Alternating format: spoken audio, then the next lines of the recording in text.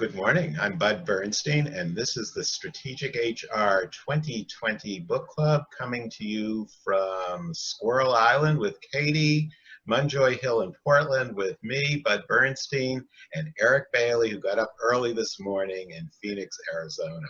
Welcome all. Thank you so much, Bud.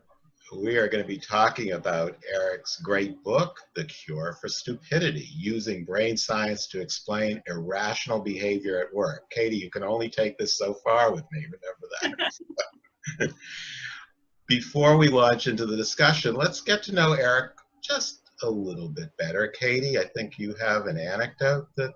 Yeah, when I was doing a little research on Eric, I came across a story that you helped an NFL player pet a rhino. Could you tell us a little bit about that? That is a true story. True story. So one of my jobs in a previous life, I was the marketing manager for the Phoenix Zoo.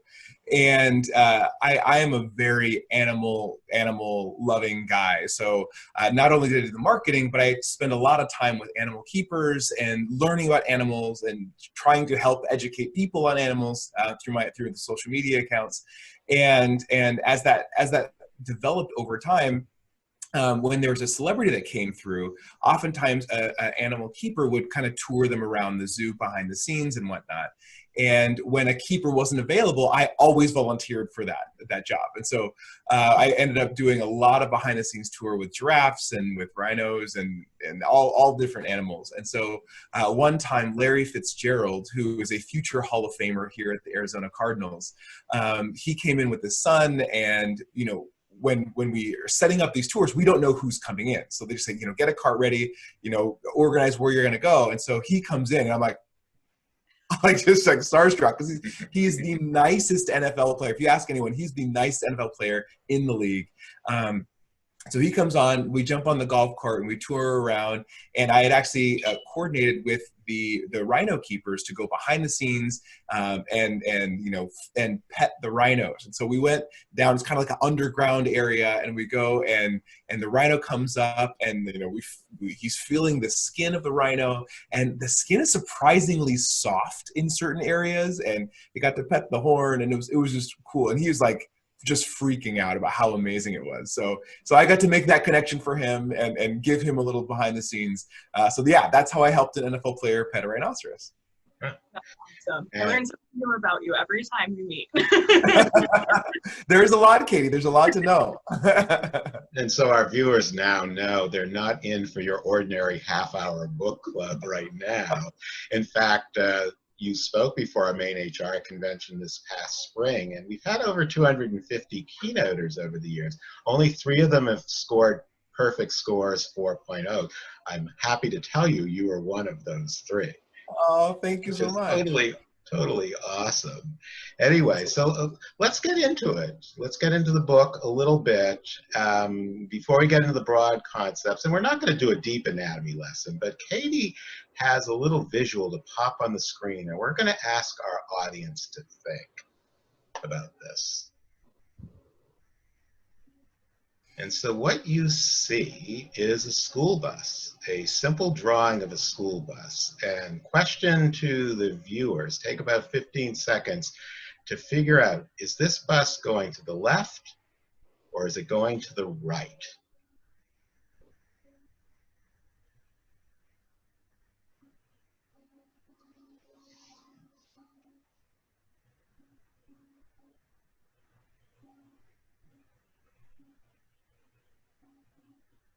So Katie, if you take it off screen now, Eric, you're going to give us a take, and I think this is going to be a lesson on calcified versus flexible thinking in some way. So tell us what was going on there. Yeah, so this is actually an experiment that children get like that. Like almost instantly, children will get this right. And adults, if you're watching this, I'm assuming you're probably sitting there thinking, and really trying to put it together. Okay, well, let's see, are there wheels spinning? Let's measure the distance of the mirrors in this side or that side, and really trying to figure it out. And as adults, we get into something we call analysis paralysis.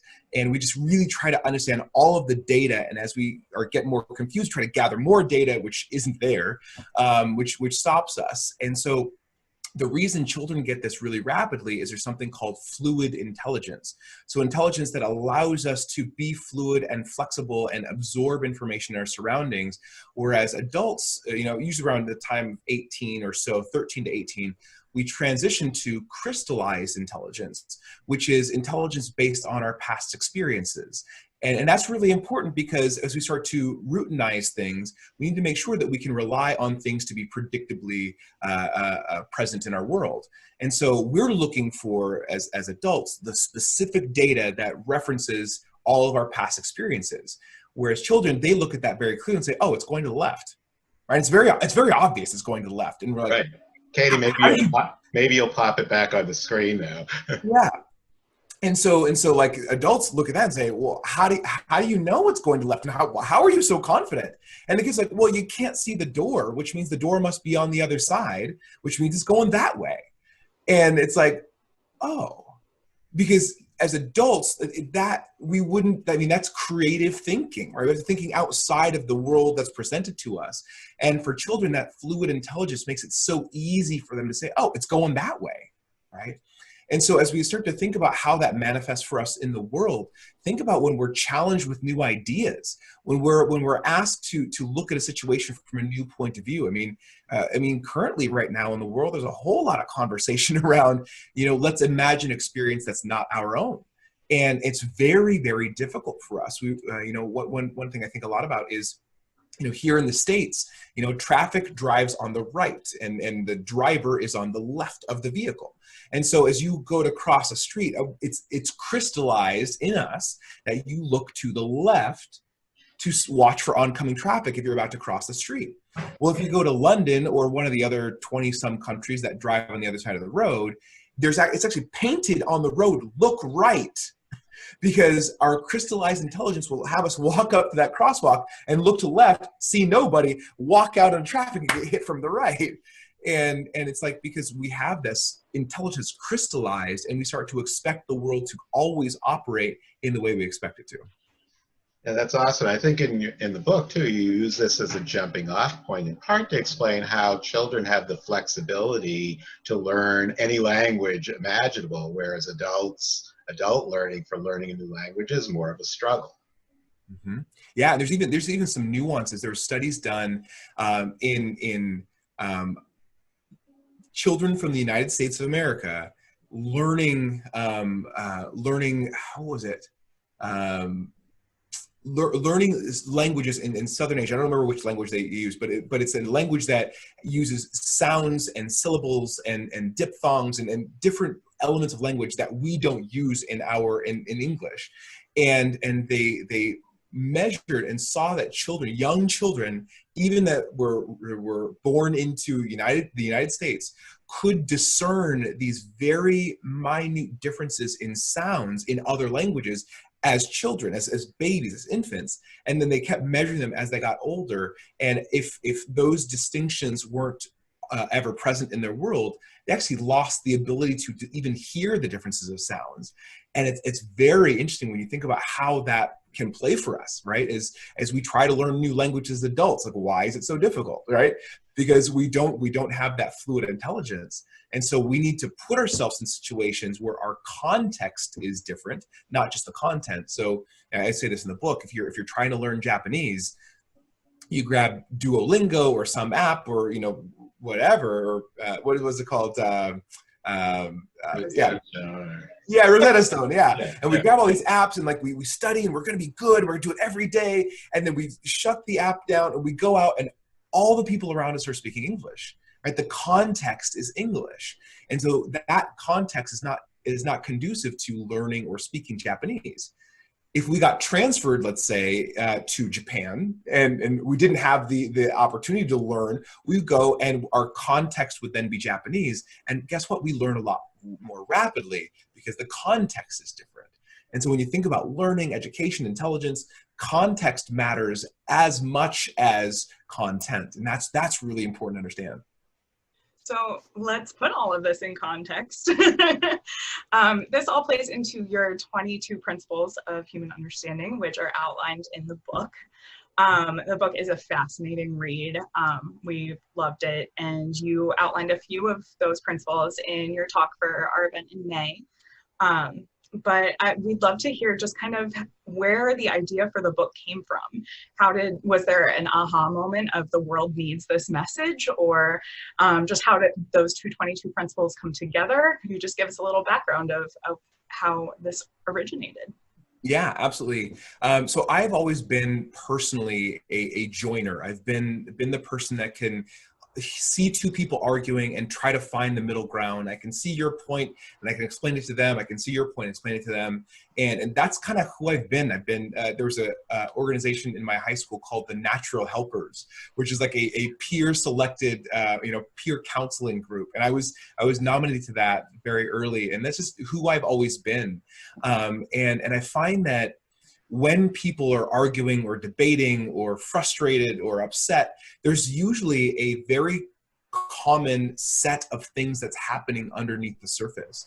And as I got into my master's degree program on organizational psychology, I started to realize that there's actually very simple psychology and physiology, brain physiology, that's happening when we get into these modes of operation.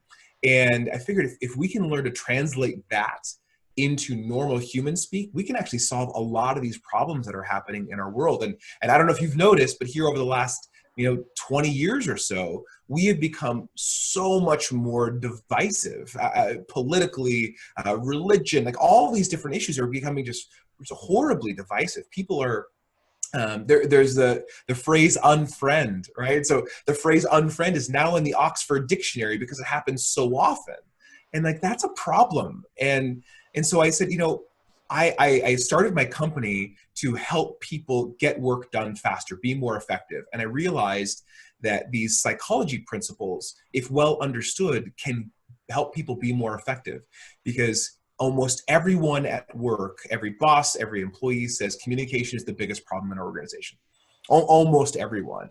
And if we can learn these principles to communicate better, we can be more effective and get our work done faster. And so when I started my business, I started with 4 principles. And then as I continued to do it and I started to develop, I ended up with 10, or went to 8 and then 10 and then 12. And then in the beginning of 2008, I committed to my family on a drive home from Los Angeles to Phoenix on New Year's. We said, "Oh, what's our resolution?" And I committed to my wife and 3 children that this year, 2018, I was going to write a book. And they're like, "What? Come on!" And so, like, no, I've got something inside of me that I think the world needs. And by November of that year, by my birthday of that year, I actually had completed the first draft of the manuscript. And it took about 7-8 months to get it edited and published, and it came out. And by the time I was done writing it, there was 22 principles, and that's how we ended up here. But all of the principles are based in some psychology research, linguistic research, brain science research, and all of these principles are designed to help us be more effective with one another, be more effective leaders, be more effective communicators, be more effective spouses. And when we understand these principles, we could, if everyone understood these principles, we could change the way the world communicates. We could heal this world that is getting so badly damaged. And that's what speaks to my heart ever since I was a little child. And so that's the background. That's where it came from. That's really powerful. Yeah, I want to just riff off the title of the book. So most of our audience are HR managers or managing employees in other fashions. So this is the cure for stupidity, explaining, irrational behavior at work. And probably because we're all human beings, our first reaction is, "Oh, good, I'm going to read this and fix all the stupid people in my office," versus it being more of a, self-reflective, two-way street kind of thing. So let me ask you to talk about that a bit. And maybe in this context, have your kids ever looked at you and say, "Dad, you're so stupid," or maybe thought that? Well, they wouldn't say it to me, but they definitely look at me. My middle son, he's 8 now, and he has the most epic eye roll of any human I've ever seen. So it communicates well, even though he doesn't say the words. But yeah, the title of the book originally was called "Predicting the Irrational." That was the original title of the book because what I see is that, you know, economists, they say that given everything, people will behave rationally. But I've spent time in HR. I know people don't behave rationally. Like, I've seen people fight and argue for no reason, like completely irrational. It's like, oh, well, if you can learn these principles, you can predict the irrational behavior and be less offended by it. And then the subtitle became "Predicting the Irrational: The Cure for Stupidity at Work." And you know, I speak all over the country, all over the world. And as I started to share that the book was being written, when I got to the subtitle, everyone lost their minds. And so I was okay. I guess maybe I just try flipping it. So call it "The Cure for Stupidity," because what happened is everyone's like, yes, finally, I can use this to fix them, right? Because there's stupid people everywhere, and if I can help cure them, I can be perfect. My life would be so much better. And you know, kind of hint, a peek behind the curtain here is the cure isn't fixing them, right? The cure for stupidity is understanding that irrational behavior is normal human behavior. And if you can start to understand why someone is behaving in a way that we would call irrational, we can say, oh, that's just rational in a different context, right? So in a different environment, that behavior is perfectly normal. It's just not in the context that I'm operating. And so if we can do that, we start to develop this really powerful empathy into other people's experience. And that changes everything. And I'm very aware of how our natural abilities to point out these flaws in other people. And we see, like, we're reading through the book, and I know this because I've read through this with several people. But we want to say, oh yeah, Bob does that. Oh, Kristen does that, right? And we're really, really good at identifying all of these behaviors in other people. And as we slowly go through the book, we're like, oh, right? And it's this realization that there's an opportunity for me to learn and me to be curious. And I mean, I'm technically the expert. I literally wrote the book on this. And these are things that I'm worrying about and learning every day in myself, right? I'm practicing, you know, when someone comes up to me and says something that I believe to be hurtful, my reaction is going to be defensive. My reaction is going to be to tell them why they're wrong. And I'm like, oh, in a different context, that reaction, what they just did, is correct. It's just not the context that I'm operating in. And so what can I do to explore their context or try to better understand their context? Because there might be something there for me to learn. I think in the book you use the example of being cut off in traffic and your initial response. And since a lot of our viewers are from the Boston, Massachusetts area, which I love you all, but you're the worst drivers in the world, always honking a horn and doing other gestures at drivers that are cutting you off. But you said, you know, just create a different context. Like, oh, you know what? Maybe a husband's rushing his wife to the hospital to deliver a baby. And even though that may be a fiction, it at least helps calm down the moment and change your perception. Right. Because I mean, what is the other story? So that's a story, right? Saying, Yeah. you know, hope you get to the hospital on time. That's a story we're telling. So is, you know, calling them an a-hole, right? That's also a story. We can't verify whether or not they're an a-hole, right? It's a story. And so what we end up doing a lot of times is telling the story that makes them the villain, or telling the story that makes us hurt. And then what happens is, you know, throughout the course of the day, we're retelling that story. Can you believe I got cut off, and then they did this, and then I did this, and we tell the story over and over and over and over again. And the whole time we're doing that, we're hoping people feel sorry for us or give us some sympathy, and we're feeling awful the whole time, right? Instead, if we tell a different story, like, I hope you get to the hospital on time. Yeah, I wish you wouldn't have cut me off, but I hope you get to the hospital on time. I can let go of that so much faster. There's a parable that a friend of mine told me there are two monks, and they're walking through the wilderness, and they come up against this rapidly moving stream. And now in their religion, they're not allowed to physically make contact with a female, right? So two male monks not allowed in their religion to make physical contact with a female. And they come up to this river that's, you know, running, and it's deep and it's moving pretty quickly. And there's a woman on the bank, like fretting, like crying and really upset. And one of the monks goes up to her and says, "Ma'am, what's wrong?" And she says, "I need to get across. There's an emergency and I can't get across. It's moving too rapidly. I don't know what to do. I've looked up and down the bank trying to find a solution. I don't know what to do." And one of the monks says, "You know what? We need to cross as well. Hop on my back. I'll carry you across, and then you can continue on your way." And the other monk looks at him like, right? That's against her religion. And so they do it. She gets on his back. He carries her across. They all three cross the river. She goes in her way, and the monks go in theirs. Well, an hour later, the second monk looks at him and says, "You know, I still can't believe you touched the woman. We're going to have to tell somebody. And this is awful. I can't believe you did that." And the first monk looks at him and says, "I put down the woman an hour ago. Why are you still carrying her?" And you think about how often we carry these burdens of the past that we really could easily let go. These stories we carry with ourselves for so long. But if we let go of them, we can process through the world that we're currently in much more effectively. And that parable really sits with me when I think about this idea of the stories we tell and how often we kind of keep our minds mired in the awfulness instead of letting it go as something that I can't know. And do I choose to want to know that, or do I choose to let it go? Right.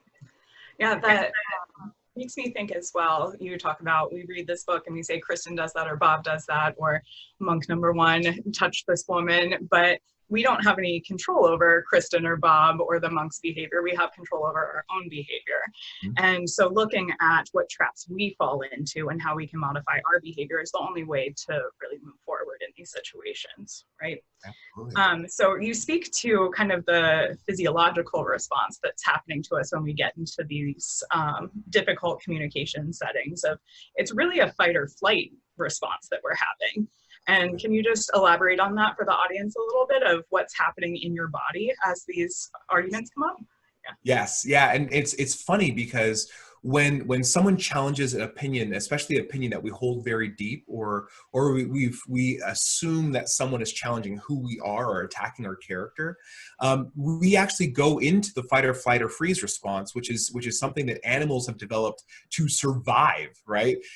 Think like the saber-toothed tiger is chasing you, and all of a sudden you need to get away from there, or you see videos of a baby trapped or pinned underneath a vehicle, and the mother or the father comes and literally lifts the 5,000-pound vehicle so the baby can get out. Like that is a fight or flight response. Our bodies will physiologically change, right? Our blood volume will go from our core out to our extremities, and actually our brains actually lose blood volume because our body is rerouting all that blood to our legs so we can run, or to our arms so we can punch or lift.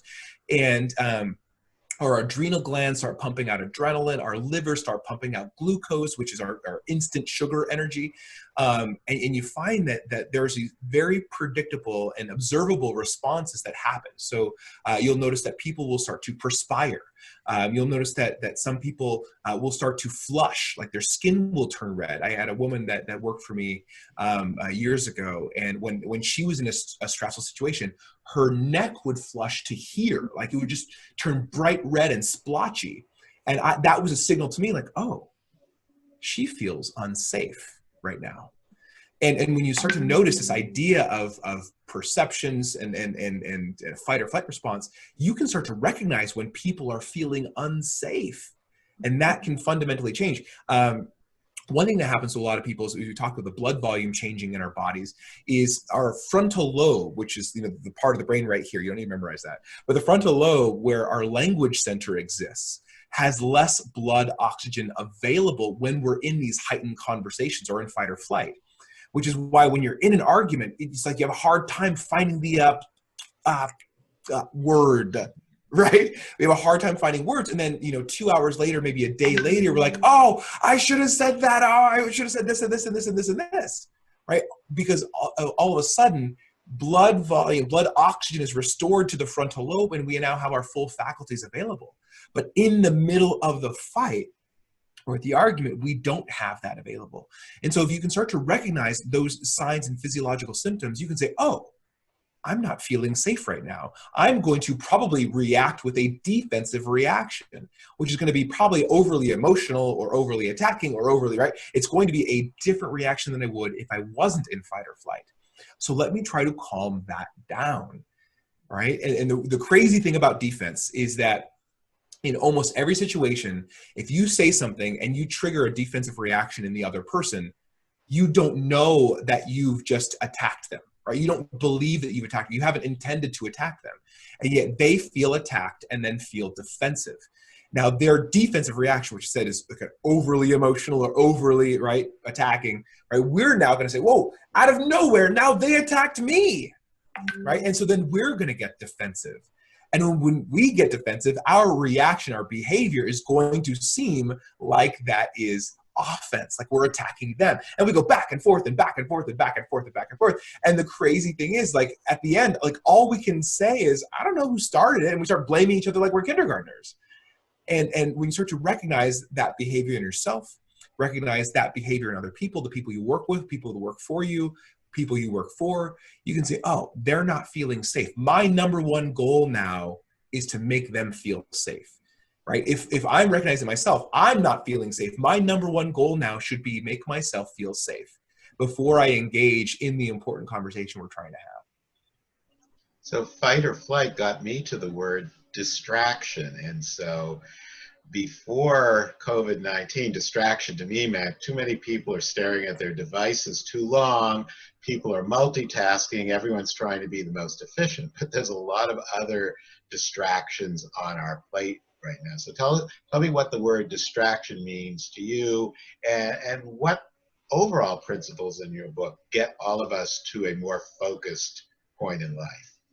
Yeah, so distraction is really, really interesting. So I think I dedicate a full chapter to distraction, and it happens all the time. Our brains love being attracted by something, and so we actually get a boost of dopamine when something delights us. So you know, our devices, they're binging and bonging and all those little notifications like ooh ooh ooh ooh, like I'm important, something's happening, something exciting. Right, so we're getting this little boost of dopamine, and so these devices actually have the ability to make us addicted. Right, so when we're getting shots of dopamine, which is the feel-good brain chemical, or the reward brain chemical, our brains actually crave that more. We crave the thing that's done that, and that's actually a process that we've developed. We as a species, we developed so that we do things that ensure the survival of our species. So if consider eating. When you eat good food, you get that dopamine. So your brain's like, ooh, do that again, right? Survive as a species. And other things which I won't talk about now give us dopamine. So when you think about these devices and how easily they can distract us, I mean, there's research that shows that just having the device on your desk makes us less cognitively capable. It's from University of Texas. And the reason that happens is, you know, as soon as we realize this thing is on our desk, our brain starts to reject looking at it. So like, I'm going to focus on you right now, but that thing is right there, and I have to actively like assign cognitive resources to not look at the phone. I'm not going to do it. I'm not going to do it. I'm not going to, right? And so I'm less available to listen to you and participate fully in this conversation. Also, if we happen to just glance at the thing, or just glance at it, our brain instantly goes to all the things we would be doing on that thing, checking our notifications for this or that, checking our emails, doing this, all these different things that we can now do on our device. Our brain goes there in an instant, even if we don't do them. And then when we bring our focus back to the conversation at hand, it's not an instant like we're not instantly back where we were. Our brain's like slowly grinding the gears to get back to where we were. I mean, think about the last time you walked into a room and we're like, why am I here again? Why did I come in? Oh yeah, right. There is a time associated with switching tasks, and that time can start to build up. And so I talk about distraction in the book, and I actually go into the myth of multitasking. I talk about how distraction actually helps facilitate stereotypes. And I'm not going to go too much into it, but there's this idea out there that women are not as good at math as men are. Not true, right? It is a not true statement, but there's this idea that's out there. And they find that when women and men take a math test, let's say that they have the same grades, same homework scores, everything, and they take a math test, and that idea that women aren't as good at math, right? That untrue idea, it comes out there. That idea actually distracts women when there becomes a hard math problem. Now, what they've done in this study is they change it. This is not a test. It's not a math test, right? This is an exercise. This is homework. And they deliver the same test, but use a different label. All of a sudden, well, women perform as well, if not better, than the men do. And so what they realized is that when women, in this situation, women, were distracted by the stereotype, were thinking about that idea, that untrue idea, that distraction actually made them less able to do what they were normally going to do. And the same thing happens for Black kids, right? There's a stereotype that Black kids don't perform as well on math tests. And so change the name. It's not a test. It's just an exercise. And all of a sudden, wow, we see that the scores are the same.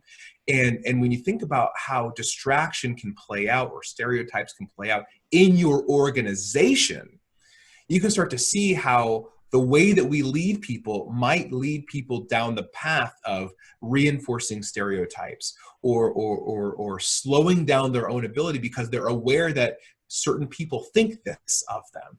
And true or not, understanding that distraction can slow us down. Similarly, the distraction of arguing and debating. Debating is a distraction from actually solving problems, right? And so our cognitive capabilities are reduced when we're distracted. And if we can find ways to remove distraction and be more present in what we're dealing with, we can all be better off.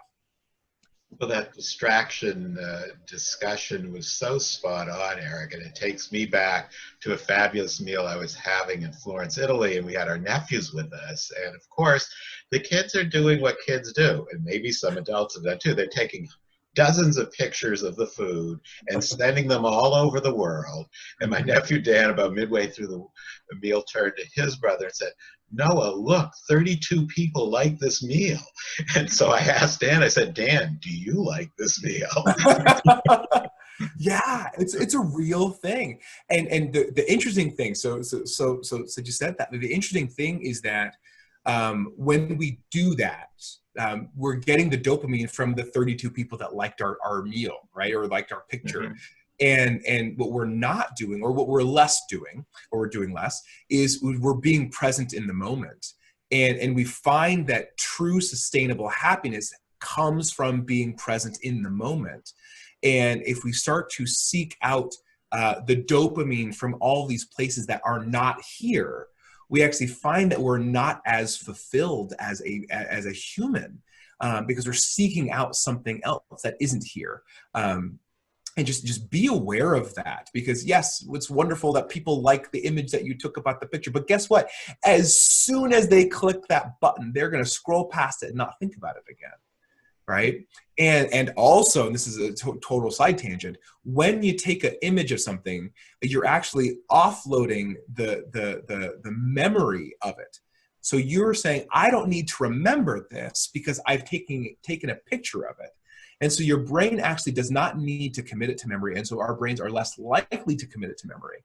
And so just for example, there's probably a moment in time where you remembered every phone number and now remember no phone numbers, right? And that moment of time is when cell phone contact lists or PDAs or Palm Pilots took over the task of remembering phone numbers. And from that moment on, you didn't need to remember a single phone number. So you can probably remember all the phone numbers from when you were kids and friends and probably teachers and aunts and uncles, remember even numbers they don't have anymore, but you can't remember the phone number you just heard yesterday, because we've actually offloaded the memory task of remembering phone numbers to this device. And the same thing is happening now with taking pictures. Now we've got unlimited photo storage that are high quality and they're beautiful, and we get a little dopamine when we share them, people like them.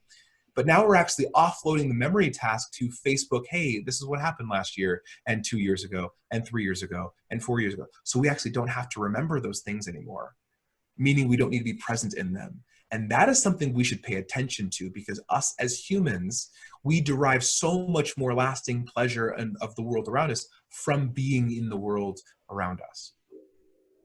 And gee, with that, we have used up our half hour of time. However, it is our network, so we can go into overtime. So Kate, I'm going to give you a last question, and Eric, you'll have a couple minutes to answer.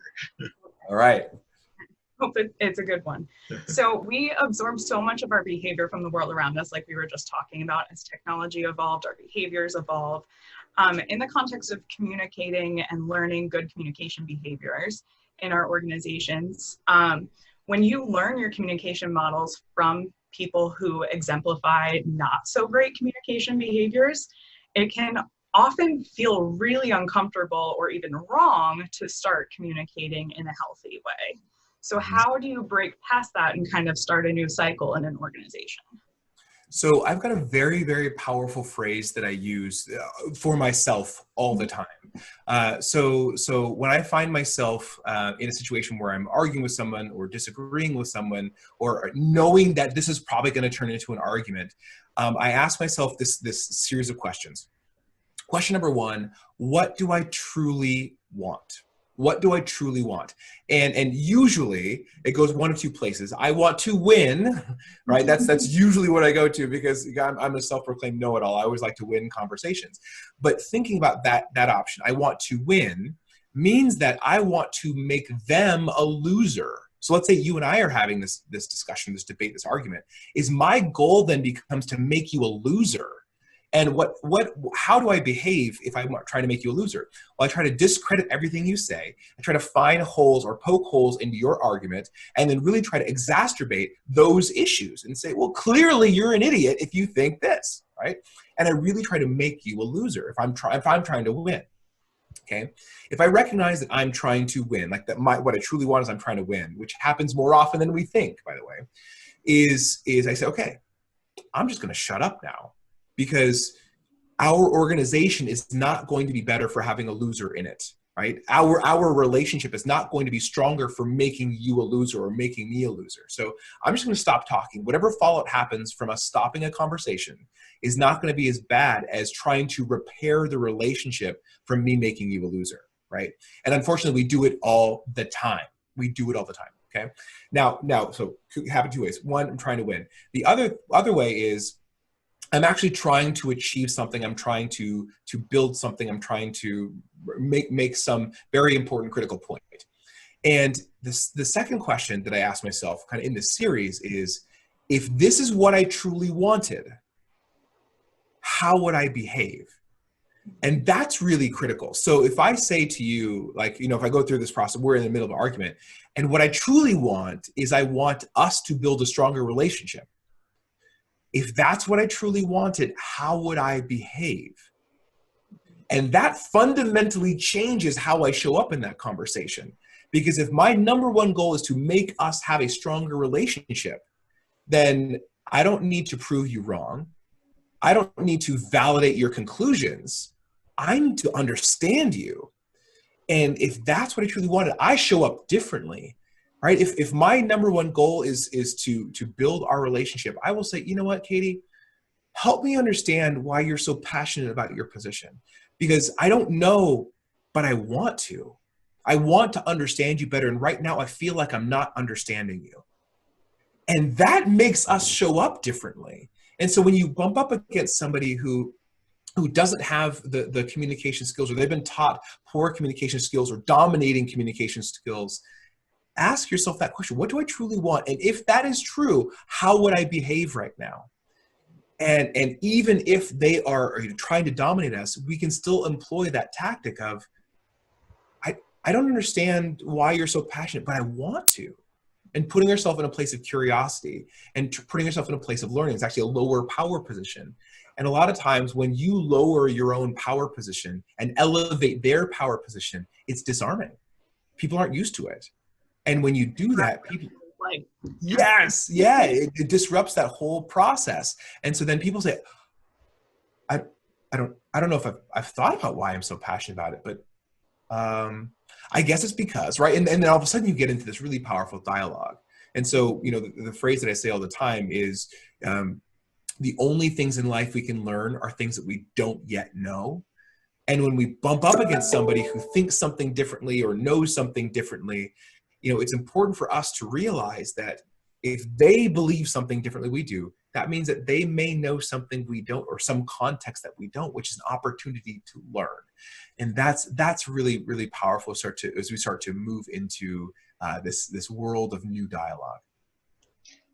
Well, that's an excellent way to bring our lively discussion to its conclusion. Eric, thank you for joining us this morning. Katie, thank you for your great questions. The Cure for Stupidity is available in your local mom and pop bookstores, which we love dearly, or on Amazon and in Kindle form.